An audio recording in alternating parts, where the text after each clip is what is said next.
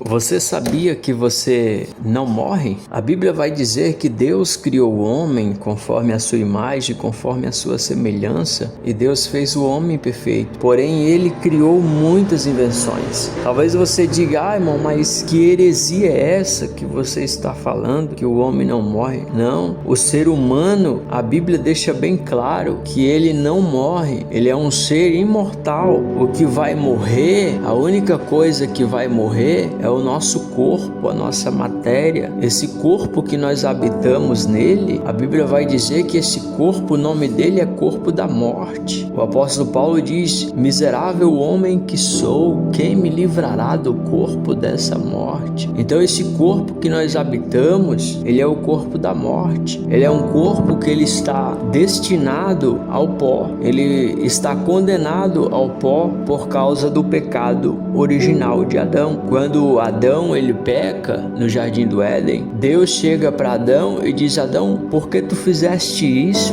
Maldita será toda a terra por tua causa, né? Então quando Deus ele constrói Adão, ele diz: olha, pegarei o pó e construirei o homem. E ali ele pega o pó da terra, ele pega o barro e ele constrói o homem. E ele diz que todo homem saiu do pó e ao pó voltará. Então todo homem saiu do pó e ao pó voltará. Ou seja, quando eu falo todo homem, eu estou falando da matéria, porque o homem em si mesmo, o homem espiritual, ele não morre. A Bíblia diz que Deus construiu o homem do pó da terra, e quando ele termina essa construção, aquele homem era simplesmente um boneco de barro. Não tinha vida ali, não existia vida nesse boneco, nesse ser que foi construído. E a Bíblia vai dizer que quando Deus termina essa construção, ele agora passa a habitar dentro desse homem através do fôlego de vida. E a Bíblia vai dizer que Deus ele soprou nas narinas do homem que ele criou, que ele formou, e o homem tornou-se alma vivente. O homem tornou-se alma vivente após o sopro de Deus nas suas narinas. Então hoje, esse fôlego de vida que você respira, esse fôlego de vida que eu respiro, é o sopro de Deus, é o Espírito de Deus que entrou em nós, e aí só depois desse sopro é que passou a existir a vida humana. Então a Bíblia diz que o pó voltará à sua origem, que é o seu corpo, que ele saiu do pó e ao pó ele vai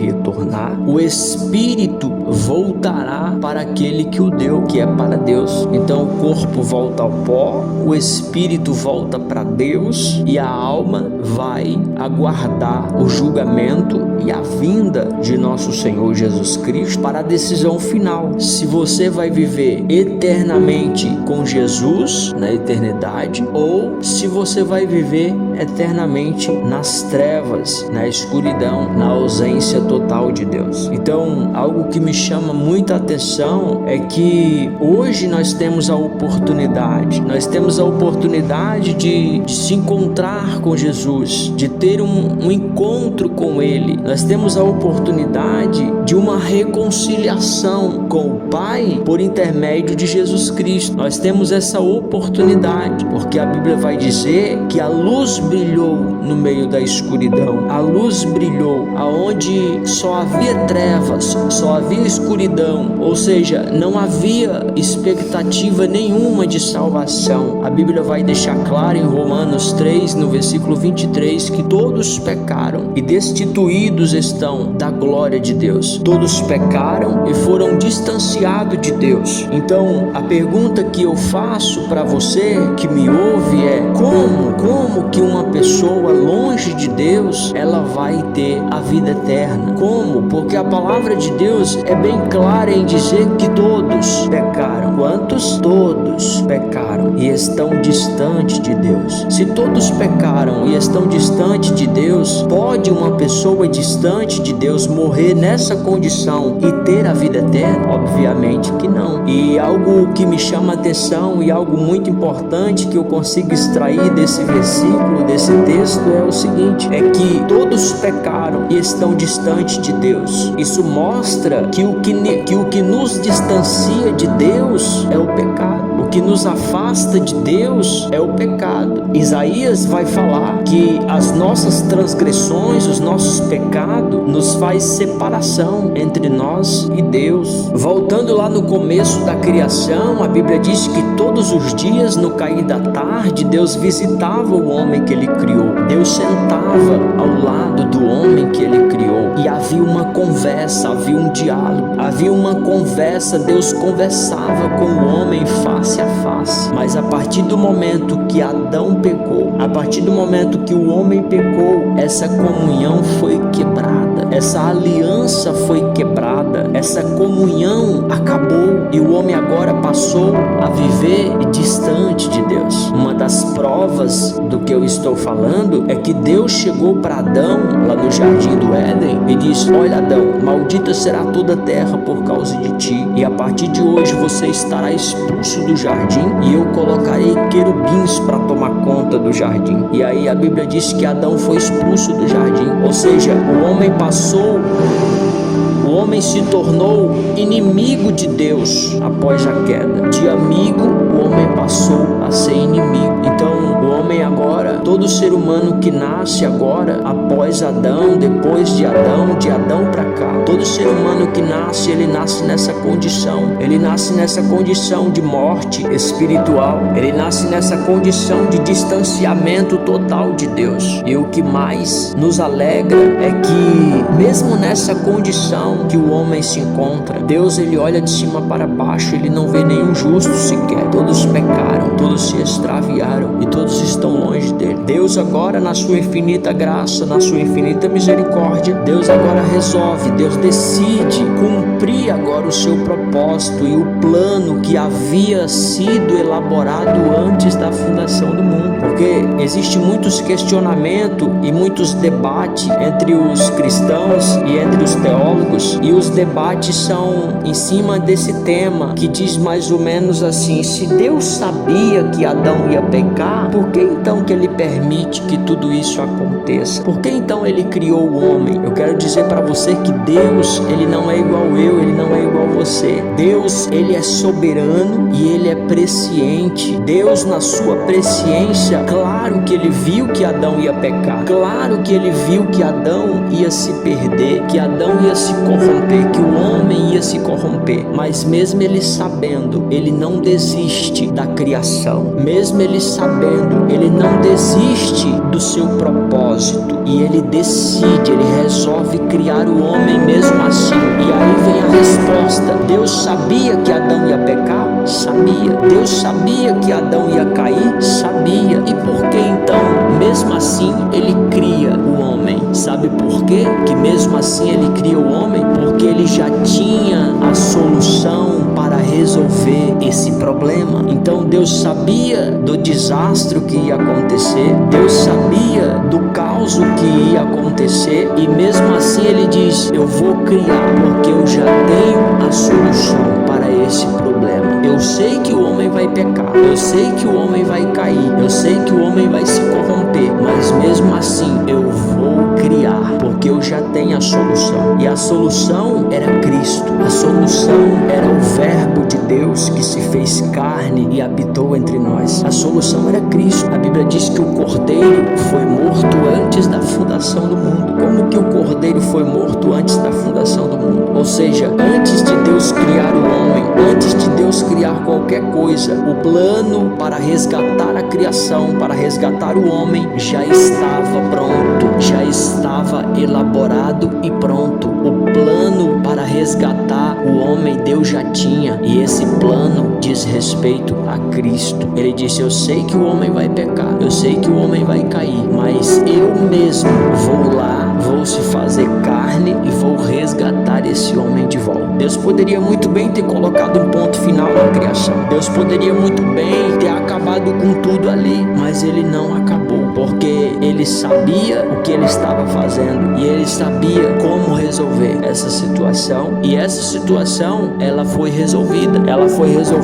enviando Jesus para morrer na cruz do Calvário por nós. Então hoje nós temos a livre escolha, nós temos a liberdade, nós temos o privilégio, nós podemos bater no peito e dizer: nós temos um Salvador, nós temos um advogado, nós temos um rei, nós temos um amigo, o nome dele se chama Jesus Cristo. É por isso que quando a Bíblia fala que quando Jesus vier, ele vai vir com grande ira, tomando vingança dos que não conhecem a Deus e dos que não obedecem o seu evangelho, porque a oportunidade está aberta, a porta da graça está aberta, a porta da graça está escancarada. Jesus disse que aquele que vem a mim, de maneira nenhuma eu lançarei fora. Jesus disse: eu sou a porta, se alguém entrar por mim, salvar-se-á, entrará e sairá e achará pastagem. Então o convite de Deus para você nesse dia é que você reconheça o seu Criador, é que você busque ao Senhor, que você passe a meditar nas Sagradas Escrituras, porque somente em Jesus nós encontramos palavras de vida eterna, somente em Jesus nós encontramos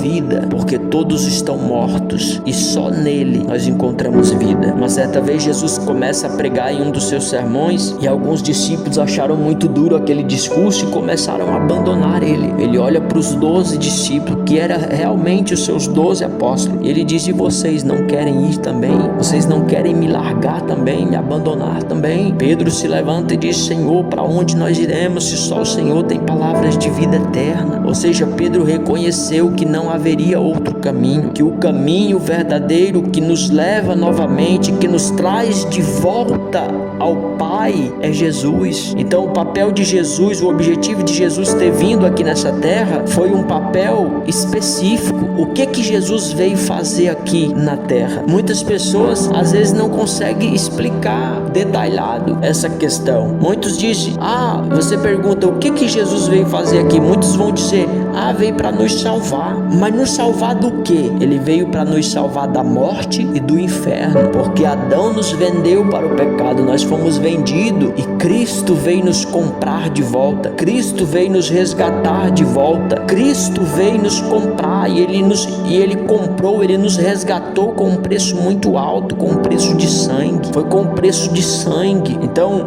o propósito de Jesus ter vindo aqui foi pegar aquele homem que está longe de Deus e trazer ele de volta ao propósito original, trazer ele de volta à intimidade, à comunhão com Deus. Ou seja, aquela comunhão que o homem tinha no Jardim do Éden, que foi quebrada, Deus agora manda o seu Filho Jesus para pegar esse homem que está distante e reconectar ele novamente em Deus. É por isso que o texto vai dizer que ninguém vem ao Pai senão por mim. Só Jesus pode nos levar de volta ao Pai, só Jesus pode nos conectar de volta ao Pai, somente Jesus. Então só Ele é caminho, só Ele é a verdade, só Ele é a vida. Então busque ao Senhor enquanto se pode achar, invoque a Ele enquanto está perto. Talvez você diga: mas eu não quero mudar de religião, eu não quero mudar de igreja, eu não quero. Não se trata de religião, se trata de salvação, se trata de vida eterna, se trata de vida, de comunhão, de relacionamento com Deus. É disso que eu estou falando. Se trata do estado que você se encontra. Quando você entende isso, quando você entende que você está distante de Deus, que você está separado de Deus, que você precisa de Deus, automaticamente você agora começa a acordar em relação a isso e você começa a buscar o Senhor, e a sua vida aos poucos ela vai mudando e você vai a cada dia ficando mais parecido com o Senhor. Então a orientação que eu dou para você é: leia as Escrituras, examine as Escrituras. João 5,39: examinai as Escrituras, porque cuidais ter nela a vida eterna, e são elas que de mim testificam, diz o Senhor. Então a orientação de Deus para o homem é que ele examine as Escrituras, porque a Bíblia vai dizer que muitos erram, muitos estão se perdendo e muitos estão errando por não conhecer as Escrituras e nem o poder de Deus. Amém? Que Deus abençoe a sua vida e continue buscando buscando o Senhor, se você ainda nunca leu a Bíblia, se você ainda nunca teve um encontro com essa palavra, com essa verdade que liberta e que transforma, que você passe a meditar hoje, que você, mas eu não tenho Bíblia, baixa no seu celular, vai na Play Store, baixa no seu celular. Hoje em dia, irmão, tá tudo escancarado. Se você quiser ouvir uma mensagem, você vai no Google, você vai no YouTube. Quando Jesus vier, ele não vai tomar ninguém por inocente. Ninguém ele vai tomar por inocente, porque a verdade tá aí, a palavra tá sendo pregada. Basta você sentir no seu coração e ter o desejo de conhecer o Senhor, porque a sua identidade foi perdida. Eu não quero me estender mais, mas tem muita coisa para passar, mas a sua identidade foi perdida. Você perdeu a sua identidade no Jardim do Éden, irmão. Você não tem identidade, você perdeu a sua identidade, e essa identidade você vai encontrar em Cristo. É nele que você vai se achar de verdade, é nele que você vai se encontrar de verdade. Mas o homem está perdido dentro de si mesmo, o homem está perdido dentro de si mesmo. A Bíblia diz que ele anda como uma folha seca soprada pelo vento, mas Jesus diz que aquele que vem a mim nunca andará em trevas, porque eu sou a luz do mundo. Aquele que vem a mim, aquele que está em mim, nunca andará em trevas. Aquele que está em mim, nova criatura é. As coisas velhas se passaram, e eis que tudo se fez novo. João 8:32, conhecereis a verdade, e a verdade vos libertará. João 8:36, se o Filho vos libertar, verdadeiramente sereis livres. Em nome de Jesus, Deus abençoe.